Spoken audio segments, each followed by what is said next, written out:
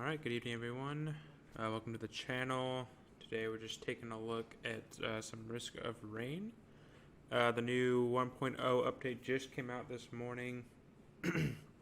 And this is my playthrough trying to unlock the new Captain Survivor, as well as beating the game, which is something they just added in the ability to do, is beating the game, which is also how you unlock the captain. So that's what we'll be doing today. As you can see, I picked the Survivor Rex. I just think he's the best hero as far as survivability goes. He's able to heal with every shot, and able to control large groups of enemies with his root main attack, or his R. So that's why I picked him. And then I played a lot of Rex, so I do have his additional abilities unlocked. So you'll see I have a like drill ability, where I can call down a drill attack from the sky, which is pretty powerful. Typically his powers remove HP to be used, but in this case the powers I've selected don't have that, so it's a little bit easier to keep him at a higher level of HP.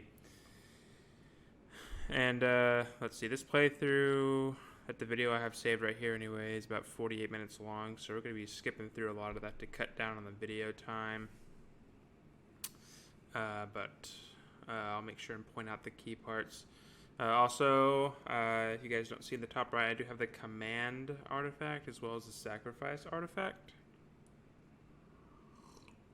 And a nice glass of wine to go along with it. So I got the command artifact and the sacrifice artifact, which for those of you who don't have those unlocked or don't know what those are, the command artifact allows you to pick what items you get instead of just randomly getting one out of a chest.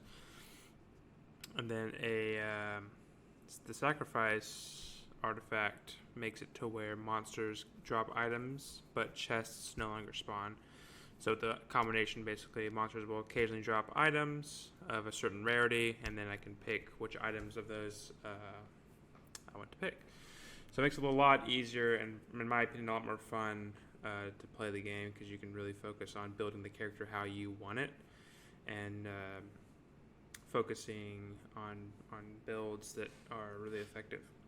I'm also playing on Drizzle. I don't really have anything to prove as far as being able to play on Monsoon, so I would just pick the easiest difficulty. That way I could just speed through this relatively quickly and with relative ease, just so I can unlock the captain, as was the main goal here, and just and also exploring the new features. As you can see, I didn't pick a yellow item right there because I just noticed that there was like 3 new yellow items, so I wanted to give myself a chance to look through those for a second. So then I go back and I'm just picking one at random so I can see what it does. This new yellow item, as you can see, says chance on hit to fire magma balls. If you've played Risk of Rain before, the magma worms shoot a fireball ability, which you can kind of see them flying out of the enemies as I shoot them occasionally. It's the ability that the magma worms have, so that's kind of what the item's based off of. So I thought it was pretty cool. We'll see if I can proc it here again so you can see the fireballs. Okay, well, not that time, but yeah, so relatively standard, just playing through. Didn't get a ton of items, and that's kind of the thing with sacrifice, is you don't get a whole lot of items in the beginning, but then as the game continues on and more monsters spawn and you get more items, or you get more red items, so you can actually pick up the 57 leaf clover and stuff like that, and you start to get a lot more items late game than you would normally get without the artifact of sacrifice. So let's just speed through here a little bit until we get to the teleporter boss. Alright, here we are. Yeah, I only picked up I think 1 item from now until this boss. Killed him with ease. That's another thing with Rex and why I picked him is even without any items, he can pretty much solo any standard boss as long as it's not like an elite boss or like a Shrine of the Mountain or something. He can pretty well solo any boss even without items, just because of how much healing he has. So that's another reason why I like to play him, especially in single player games. I don't have a whole lot of support from other players. He is really slow though, so that's kind of why I picked up that Red Whip early on, just to give me a little extra speed early on. Okay, this is pretty standard. And as my build becomes more developed, I can kind of go over my mindset behind it and why I pick certain items. But let's just move along through here. Let's see. Yeah, so the teleporter is charged up. And we are now on to the next level. I think I do actually get the time to chest. For those of you who don't know, if you get to this contact light map before 10 minutes, you can actually purchase, or you can actually open up a timed chest. It locks itself after 10 minutes. So you have to get to this area before. Yeah, see there, it's right there, and it's got 1 minute and 30 seconds left on it. It'll always give you the Prion accumulator, even though I have the artifact of command. It's always just gonna be the Prion accumulator equipment, which basically just shoots a giant laser ball. It does a ton of damage. I'm not a huge fan of it because it has such a high cooldown, so you basically can only use it for like one enemy per stage, unless you just are taking a long time to finish a stage. So I typically go with the disposable missile launcher, which I'm sure that I'm going to pick up here shortly. And then also on this stage, you can also find those giant drones. The TC-180, I think is what they're called. They're pretty strong too. So if you have the opportunity to buy one, I definitely would recommend doing so. I don't remember if I did on this run or not, but definitely give those things a chance if you find them. Okay, also, I forgot to mention when we started, for whatever reason, when I recorded this, the sound from the game didn't record with it. I figured out the issue after the fact, so hopefully future videos won't have that problem, but this time you'll have to just stick with no game audio, unfortunately, so I do apologize for that, but that's something that I will fix in the future. Okay, yeah, it looks like I'm kind of saving up money for to buy that giant drone. Even though it's risky, I like hitting those blood shrines with Rex as well, just because of his ability to heal up so quickly, just by attacking enemies basically, without any additional items to help him out. So that's I usually don't mind hitting those blood shrines if I need to get some money. Now with the command artifact on, or really if it's a sacrifice artifact on, when monsters drop items, you don't have to buy chests. So you typically have a lot of money anyway, because there's nothing to spend it on really besides drones. But in this case, I did want to purchase that giant drone. So let's move along here. At this point, I'm just kind of farming up items in gold. So I bought a third gunner drone. Okay, I finally have enough to buy that TC-180. And yep, and I just picked up the missile launchers, which is my favorite item. Relatively short cooldown. It procs all your on-hit stuff. It's really good to take out just a ton of small enemies at once. So it's my favorite item to get. As far as equipment is concerned, I pretty much always go with it, with no exception. You can build a certain way by getting the lunar items, which, as you can see, I have 198 lunar coins, which basically just means I never spend mine. So I don't usually use lunar items, but there is a build where you can get the I can't remember what the item is called exactly, but it's like a shell. Looks like a shell is the picture, and what it does is it automatically uses your equipment, which is the downside, but the upside is all your equipment cooldowns are halved, I think. So you can get like 3 or 4 of those, and your equipment will be used automatically, which in the case of the missiles isn't really too bad because they just automatically seek out their target anyway. Plus their cooldown is half, so you can get like 3 or 4 of those lunar items, as well as just like a bunch of like 10 or 20 even fuel cells, and basically just be constantly launching missiles. So using a strategy like that, maybe a different equipment is better for you. But I always just like to use the missiles personally. All right. Yeah, so I love that drill. Power my right click. Just does so much damage and it procs every on hit thing, which I don't have too many on hit right now. I'm working on that as we speak, but it just does a lot of damage by itself. And then when any on hit items, you're definitely gonna proc off of that too. So it's super helpful in that regards. Let's see. Yeah, I wasn't really focusing on anything in particular early game as far as items are concerned. I'm just kind of getting the basics. Now, one thing I will say is with this new update, they completely overhauled bleed. So I actually played a few games after this one, and I got the tri-tip daggers really early on. I think they stack 15% chance of bleed on hit. So if you get 7 of them, then you have a 110% chance. So basically 100% chance to bleed every single hit. And the way bleed works now, whereas typically every stack or every point of bleed on an enemy had its own individual cooldown. So basically the only way to get high damage from your bleed was just to attack so fast that it allowed you to put multiple stacks of bleed on there. But now, every time bleed is procced, it resets the cooldown for every single bleed point on there. So now, as long as you're constantly applying bleed to an enemy, the bleed will go up indefinitely until you either stop attacking it or, more likely, until they die.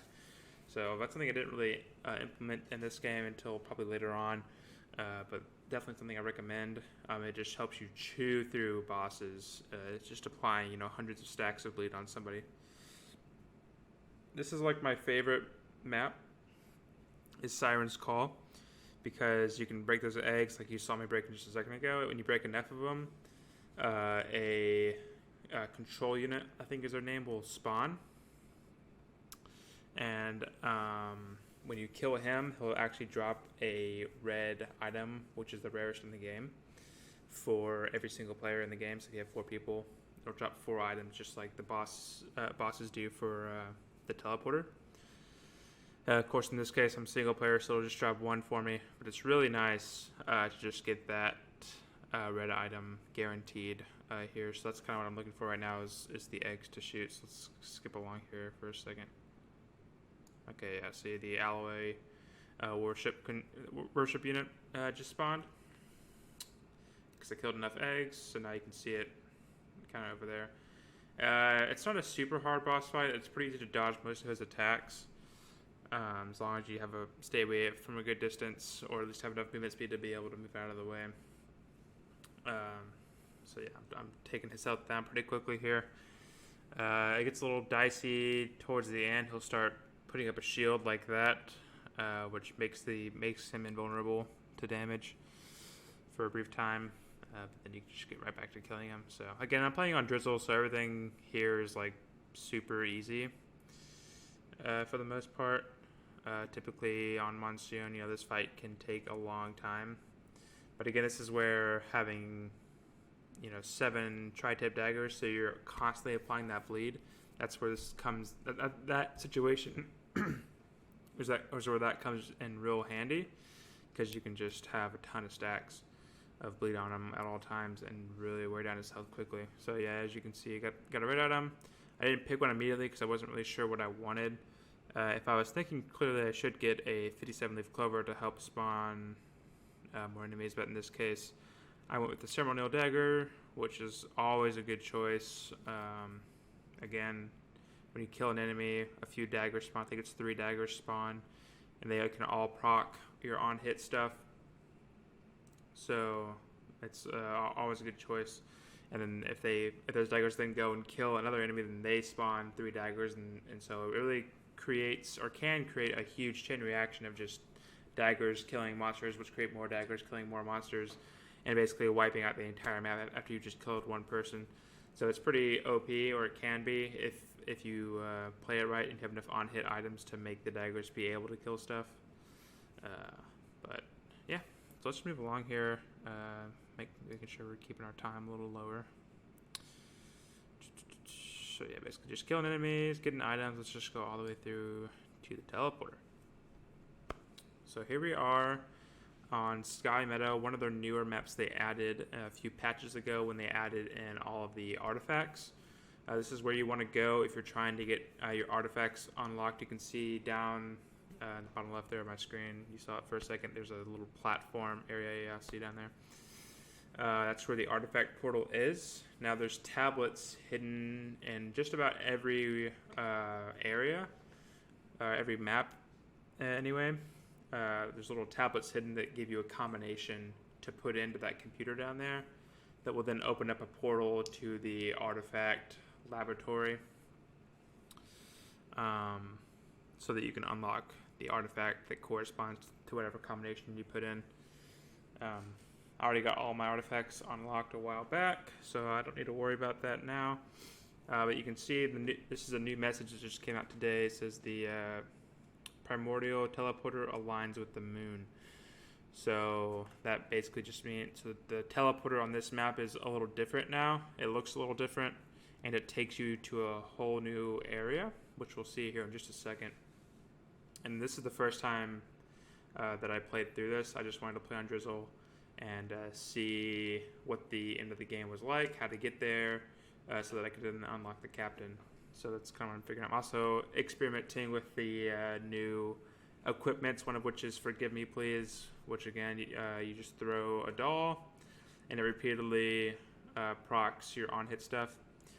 I don't really use it here. I think I throw it once just to see what it does. It's a pretty small area that it affects, so I think it's mainly good if A, you have lots of on-hit effects, and B, if you're trying to attack a really strong enemy that's going to be relatively stationary, because it's a really small range, so it's pretty easy for an enemy to move out of the way. So I guess like an elite like Stone Titan or an elite Beetle Queen would be like probably the most ideal situation for it, in my personal opinion. But yeah, and then I picked up the other one, kind of like a gong, but basically just gives all you and all your teammates boosted attack damage and attack speed, I think, and movement speed, I believe. So, yep. Yeah, as you can see at this point in the game, I'm pretty much just chewing through all the enemies, not really a big deal. So let's just skip ahead here, right before I hit the teleporter. Yeah, I'm just kind of looking around, trying to get as many items as I can here. Yep, so just hit the teleporter. And then once we get to this new area, let me just talk about my build real quick. So this is the new area. Again, this is the first time that I've been here. And I went here again, or twice more actually after this game later in the day. My build, I'm just kind of looking around and seeing what's going on here. But my build is kind of a jumbled mess. I didn't really focus on anything. I didn't really have to because it's on Drizzle, so I just kind of needed to get some essential stuff, and then I was good. So I got some attack speed with syringes. What I recommend if you are playing a character that really needs attack speed, which is basically all of them, attack speed isn't bad on anybody, in my opinion. But if you are building attack speed, I recommend just getting like 9 or 10 of the red glasses, which you can see I have 5 of them right now. That gives you critical strike chance, 10% each glasses you have. So if you get 10, you have 100% critical chance strike, which basically means every single attack is going to do double damage and be a critical strike. And then you can see this. I have this mask over here. I think it's called the Predatory Mask. What that does is if you critical strike an enemy, it will boost your attack speed. So you can actually see down here in the bottom left, I actually have already procced that 3 times. So each mask, or the first mask, you can proc it 3 times. Then every mask you add on top of that, allows you to proc it an additional 2 times. I've had 2 masks, so I could proc it 5 times, 3 from the original, and then 2 more from the stacking. That doesn't really make a whole lot of sense, but basically what I'm trying to say is if you're trying to build attack speed, I think it's better in most cases to just get your critical strike up so you're doing double damage, and then just get a bunch of those masks so that when you're hitting an enemy, you get that additional attack speed, plus you're doing double damage, and you don't have to use too many items. I think it's just better. I mean, otherwise, you could get like 20 syringes and then build a critical strike later, but I think it's just more efficient use of your items to just get the 10 critical strike. That way you're doing a lot more damage, and then get those masks to compensate for your lack of attack speed. And you can still get, 1 or 2 syringes just to kind of help your initial attacking a little better. But what I do usually is just get the critical strike first. And then once you're critical striking people, you're doing a lot more damage. And of course, there's also an item called the Harvester's Scythe, which heals you on critical strikes. So now that you have 100% critical strike and higher attack speed because of the masks, you also have healing from critical strikes. So it's just a really good combination. But again, I didn't really go for that too well this time. Let's skip ahead a little further. This is a pretty big map and a long walk. As you can see, there's some new enemies here. There's like a spider walking like tank thing, and then a air unit that's attacking me right now. So yeah, there's these new air units as well. Let's see, why is the quality kind of bad? Maybe it just looks bad on my end, but we'll have to figure that out.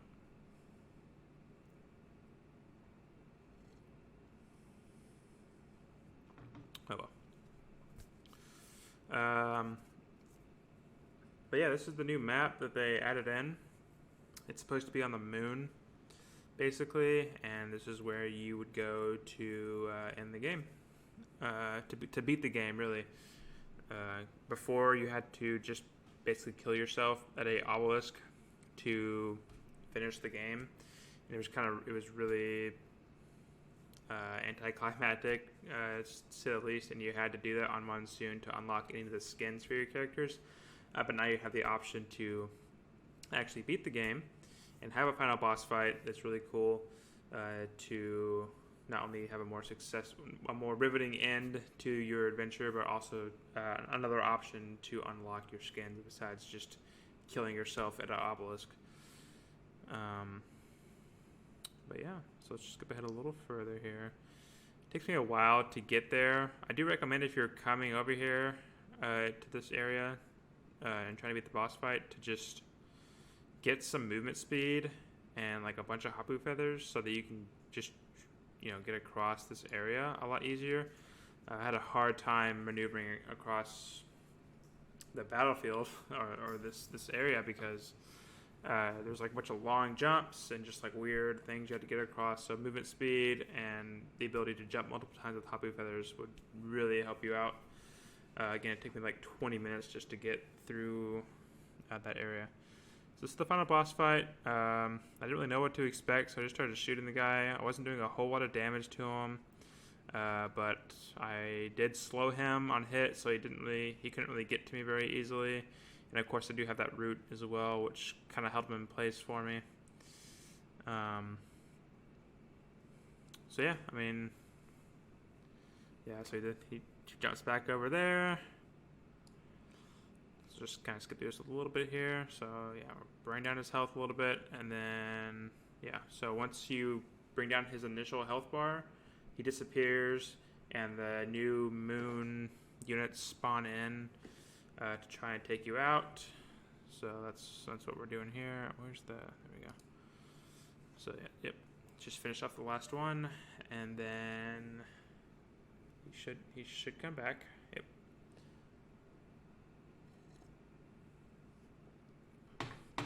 And then kind of same thing. He's gonna come after us,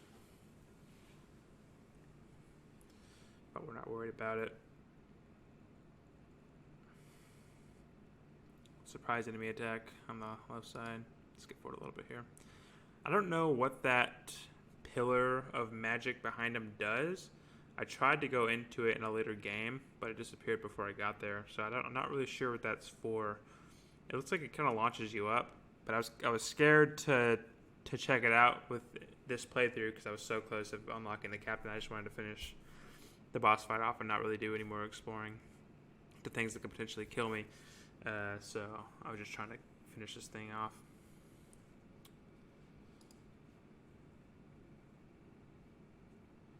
Oh yeah, here, let's back up a little bit here. It's a really interesting spot. So once you get him down, and you almost actually think it's after you eliminate his second health bar. So yes, if you kill his second health bar, he goes back to the center, and then he starts taking your items away. So see, he's trying to steal your items. So the strategy that I discovered, or that a friend told me after the fact, the strategy is to, just before he starts taking your items, just do as much damage as you can beforehand. That way, he's basically already dead whenever you're having to kill him with no items. So he does eventually give them back, which is nice. And again, Rex is the kind of character where you can basically kill any boss without items, so that was kind of nice. And then, yeah, again, it's on Drizzle, so I mean he's not really super powerful on Drizzle. On Monsoon, it's much more difficult. I actually played on Rainstorm after this when I got the captain. I played on Rainstorm and played with the captain, and I ended up dying on this boss fight with him just on Rainstorm. And I was doing a lot better with the captain than I am right now with Rex. So yeah, after you kill him, you go through 2 health bars, he takes your items, and then you have to kill him a 3rd time. And once that happens, the moon will detonate and a timer will start. And so you have to rush all the way back to the beginning. Again, this is where having movement speed and Hapu feathers and just the ability to get around faster comes in handy. I almost didn't even make it because that's how unprepared I was. So yeah, and then the Void Reavers start to spawn. And Void Reavers, if you guys don't know, when they die, they create a huge sphere of influence, like a huge explosion that instantly kills you. And then the regular attack also does a ton of damage on its own.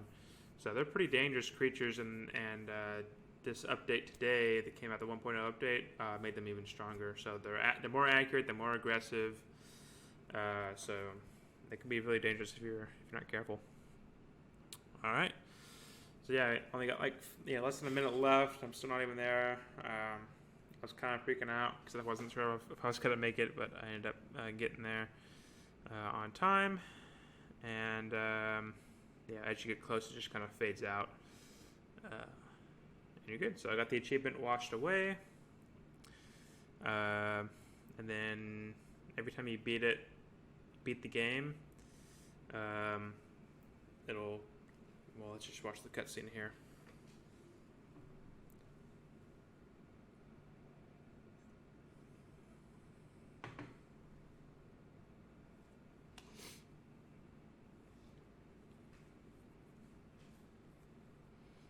Yep, so there we go. And there goes the moon being consumed by some kind of portal, and poof. And then it says in the bottom left, should provide some text for us.